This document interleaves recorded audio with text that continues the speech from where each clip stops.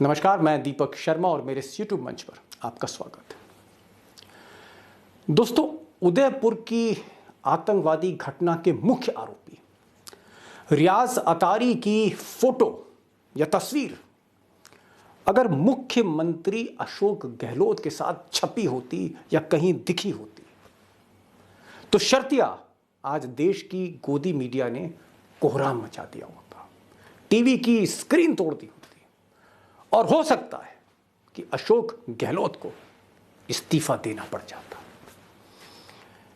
लेकिन रियाज जो मुख्य आरोपी है उदयपुर की आतंकवादी घटना का, इसकी तस्वीर कांग्रेसियों के साथ नहीं, अशोक गहलोत के साथ नहीं, बीजेपी के बहुत बड़े नेता के साथ तस्वीर छपी है और गोदी मीडिया चुप है, जैसे सांप सूंघ के हो। कहीं पर कोई खबर नहीं और जहां खबर दबा दी जाती है वहीं मेरी खबर शुरू होती है। और ये एक ऐसी खबर है जो उदयपुर की घटना के आतंकी हैं, जो जिहादी हैं, उनके जो लिंक्स हैं, जो बीजेपी कनेक्शन है, बहुत हद तक मुझे भी मजबूर करते हैं और हर पत्रकार को मजबूर करते होंगे कि वो सच बोले, सही तस्वीर दिखाए, क्योंकि मामला ऐसा वैसा नहीं है। अब दोस्तों, ये तस्वीर देखिए, ये तस्वीर है गुलाब चंद कटारिया की। और गुलाब चंद कटारिया न सिर्फ उदयपुर के बड़े नेता हैं, बल्कि इस वक्त राजस्थान के नंबर 1 नेता हैं बीजेपी के। वसुंधरा राजे से भी कहीं ज़्यादा अहमियत इनकी है। ये राजस्थान असेंबली में नेता विपक्ष हैं और अमित शाह के बेहद करीबी हैं। और अमित शाह से बेहद करीब होने के कारण ये मोदी जी के भी करीबी हैं। और इसीलिए वसुंधरा को किनारे करके, बाकी नेता को किनारे करके कटारिया को आज बीजेपी ने नंबर 1 पोजीशन दी है। ये जो तस्वीर अब आप देख रहे हैं फुल फ्रेम में, ये तस्वीर 2018 नवंबर की है और इस तस्वीर में आपको गुलाब कटारिया गुलाबी पटके में दिख रहे हैं और उनके बगल में खड़ा है उदयपुर की आतंकी घटना का मुख्य आरोपी, जी हाँ, जिसने सर कलम कर दिया था कन्हैयालाल का, रियाज अतारी। काली जैकेट है और कैप लगा रखी है ग्रे कलर की और बहुत इत्मीनान के साथ आपको दिख रहा होगा कि रियाज अतारी खड़ा है। और कुछ बीजेपी अल्पसंख्यक मोर्चा के कुछ और भी इस तस्वीर में नेता दिख रहे हैं, जिसमें खास हैं इरशाद जैनवाला।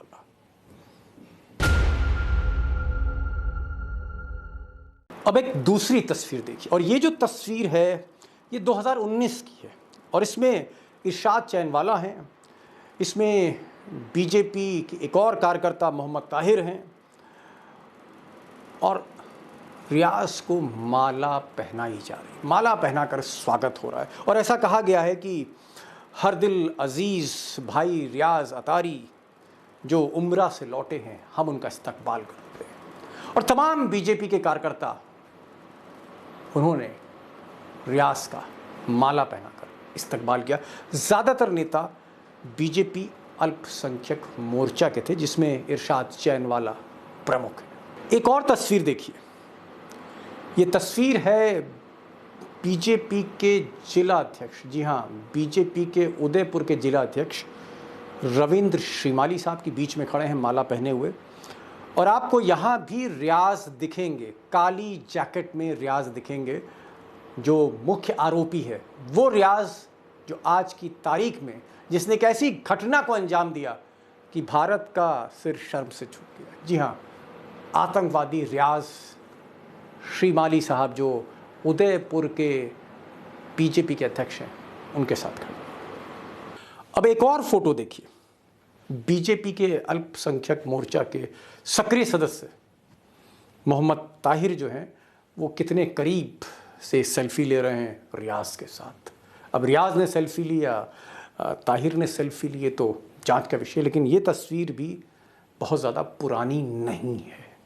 अब दोस्तों, इस तरह की बहुत सी तस्वीरें, और मुझे लगता है कि ये जो 3-4 तस्वीरें मैंने आपको दिखाई हैं, इससे एक चीज़ तो साफ है, जो कांग्रेस कह रही है कि कहीं ना कहीं ये चीज़ जाहिर होती है कि इस घटना से, उदयपुर की घटना से कुछ समय पहले रियाज जो मुख्य आरोपी है वो बीजेपी का समर्थक, सपोर्टर, हो सकता है वोटर या कार्यकर्ता रहा है। लेकिन ये फेसबुक पोस्ट स्पष्ट करती है कि रियाज अटारी कन्हैया लाल का हत्यारा, आतंकी रियाज अटारी भारतीय जनता पार्टी का सदस्य, सक्रिय सदस्य है। अब राजस्थान से जो खबरें आ रही हैं उसमें रियाज अतारी के बहुत से जो साथी थे या बहुत से जो जानने वाले थे जो कहीं ना कहीं बीजेपी अल्पसंख्यक मोर्चा से जुड़े थे, वो गायब हैं, अंडरग्राउंड हैं या मिल नहीं रहे। और इत्तेफाक ये है कि ये जो जांच है वो राजस्थान पुलिस अब नहीं कर रही, क्योंकि घटना के 2 घंटे के बाद ही अमित शाह ने दिल्ली में एक बैठक करी होम सेक्रेटरी के साथ, अजीत डोभाल के साथ, और फिर ये तय किया गया कि ये घटना की जांच NIA, नेशनल इन्वेस्टिगेशन एजेंसी को करनी चाहिए, जो टेरर की एक्सपर्ट एजेंसी है। तो NIA ने चंद घंटों में, क्योंकि ये केस टेक ओवर कर लिया, इसलिए राजस्थान पुलिस जो अशोक गहलोत के अंडर में है वो अब जांच आगे नहीं कर सकती, तफ्तीश आगे नहीं कर सकती। अब सवाल यह है कि क्या NIA, क्या नेशनल इन्वेस्टिगेशन एजेंसी जो अमित शाह के ठीक नीचे आती है, नीचे काम करती है, क्या वो कुरेदेगी, क्या वो खंगालेगी कि रियाज के लोकल कनेक्शंस क्या थे? क्या कारण था कि वो भाजपा के तमाम नेताओं के साथ चंद साल पहले वो मंच पे दिख रहे थे? हर मंच पर रियाज कैसे खड़ा था? क्या वो सपोर्टर था? क्या वो एक, आप कह सकते हैं, इन्फॉर्मर के तौर पर वहाँ पर था, या किसी कॉन्स्पिरेसी के थ्रू के ज़रिए वो बीजेपी के नेताओं से मिल रहा था, या फिर उसका एक बड़ा नेटवर्क बीजेपी में था?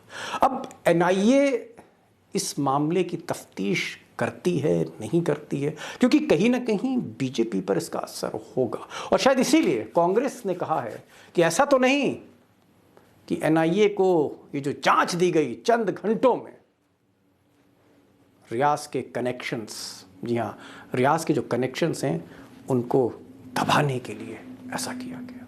केंद्र ने NIA को यह जांच सौंपने की बात की।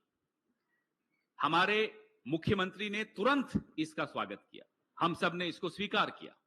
लेकिन अब ये नए तथ्यों के उजागर होने के पश्चात सवाल उठता है, और बड़ा गंभीर सवाल उठता है, ये हमारा आखिरी सवाल है, क्या भारतीय जनता पार्टी की केंद्र की सरकार ने इन्हीं कारणों से डरकर जल्दबाजी में NIA को यह केस सौंपने का निर्णय लिया?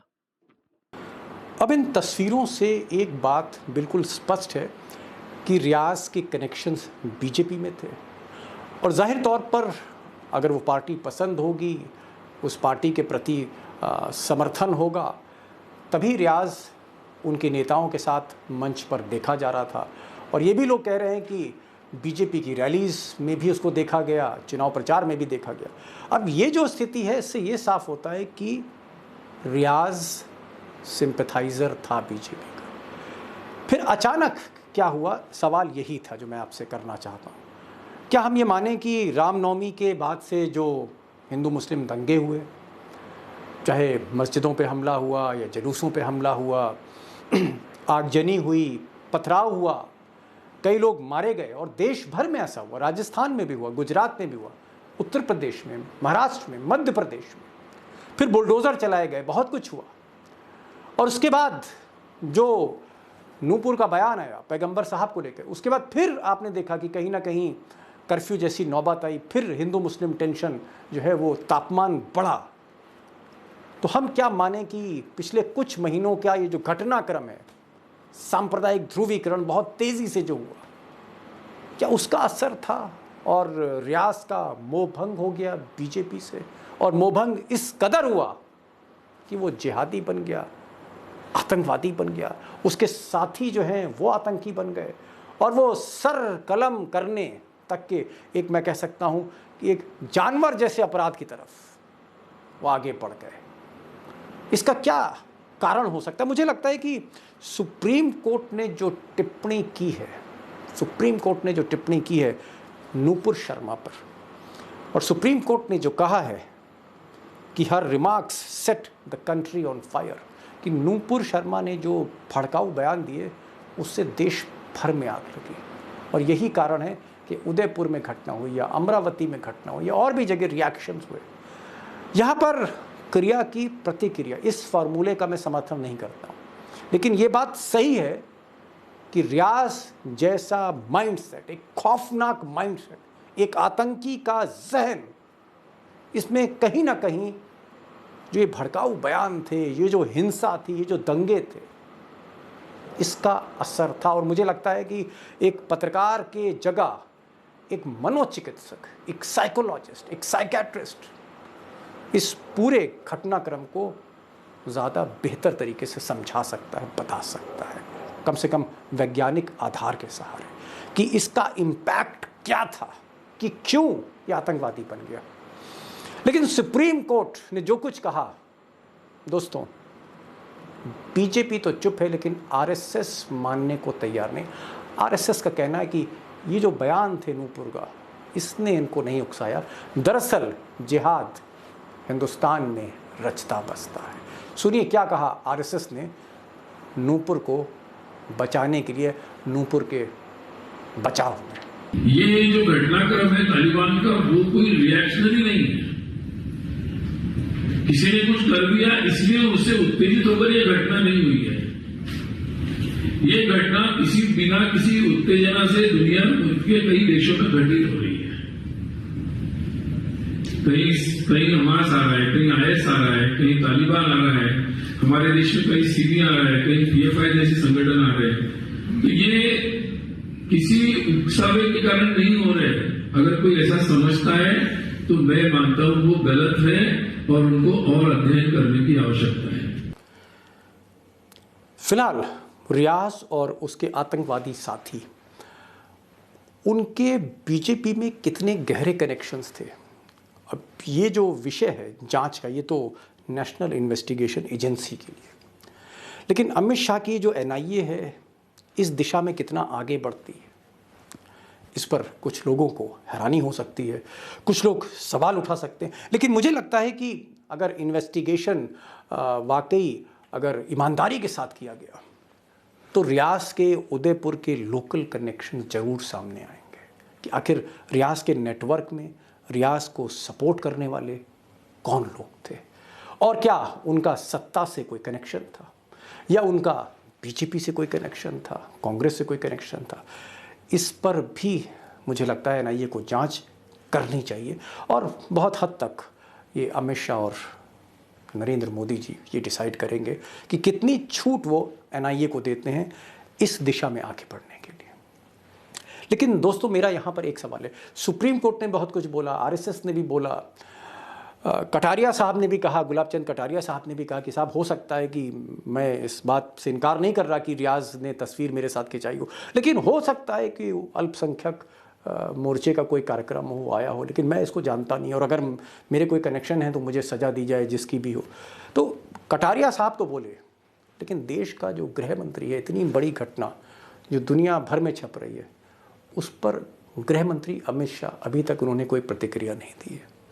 और मोदी जी जो समानता मन की बात करते हैं, हर विषय पर ट्वीट करते हैं, प्रतिक्रिया देते हैं, लंबे लंबे भाषण देते हैं, हर, चाहे मौसम हो, चाहे कोई त्यौहार हो, चाहे कहीं पर कोई दुर्घटना हो, चाहे कोई अंतर्राष्ट्रीय घटना हो, मोदी जी हर विषय पर बोलते हैं। लेकिन जब कभी सांप्रदायिक घटनाएं होती जो देश को हिला देती हैं, या कुछ घटनाएं जिनसे सांप्रदायिक ध्रुवीकरण होता है, जिसको कहते हैं बीजेपी का लाभ होता है, जिसको मिलता है, ऐसी घटनाओं पर मोदी अपने होठ सिल लेते हैं। और उदयपुर पे की घटना पर भी प्रधानमंत्री ने अब तक कुछ नहीं बोला। इशारों इशारों में भले ही उन्होंने कोई बात कह दी हो, लेकिन अपने ट्विटर पर या एएनआई के ज़रिए या किसी संदेश के ज़रिए उन्होंने अब तक, इस देश के प्रधानमंत्री ने अब तक इतनी बड़ी घटना पर एक शब्द नहीं बोला है। और मुझे लगता है कि ये भी एक बहुत ही चौंकाने वाली बात है।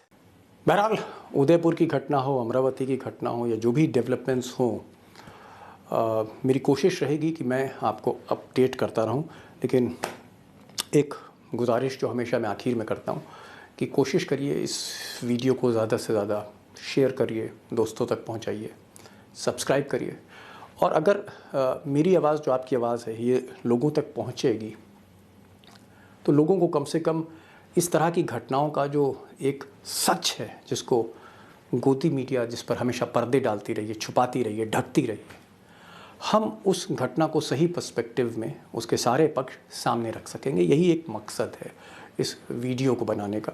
तो इसलिए मैं आपसे रिक्वेस्ट कर रहा हूँ कि इस वीडियो को आप ज़रूर व्हाट्सएप पे, फेसबुक पे शेयर करिए और इस चैनल को सब्सक्राइब करिए, अपने दोस्तों से कहिए, और जो बेल आइकॉन है उसको ज़रूर क्लिक करिए, नोटिफिकेशन आपको मिले, आपको वीडियो सबसे पहले मिल जाए। यही मेरी आपसे दरख्वास्त है। तो आज बस इतना ही। नमस्कार।